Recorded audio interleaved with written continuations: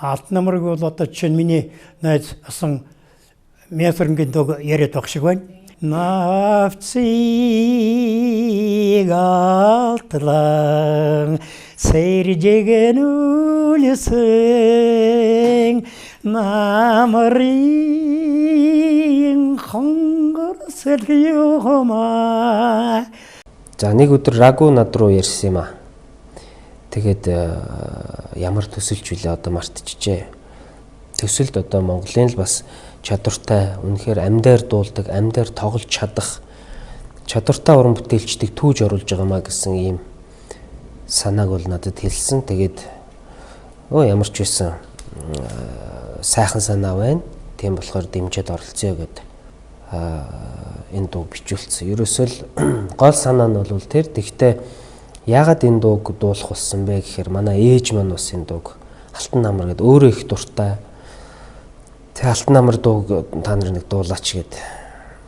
Яг тухайн үед ингээл янз бүрийн дуу дуулаа, өөрсдийнхөө оригинал дууг дуулаач гэдэг юм уу, тийм саналууд орж ирж л байсан. Тэгтээ тэгэл явж явсаар байгаа л олуулаа ярилцсны эцэст одоо зөвхтэй гэдэг шиг Алтан намар дуу маань ийхүү бүтсэн. Тэгээд ямар ч байсан энэ дуугаа бол одоо энэ зүрхэн аялгау альбомдоо бол шингээж оруулсан.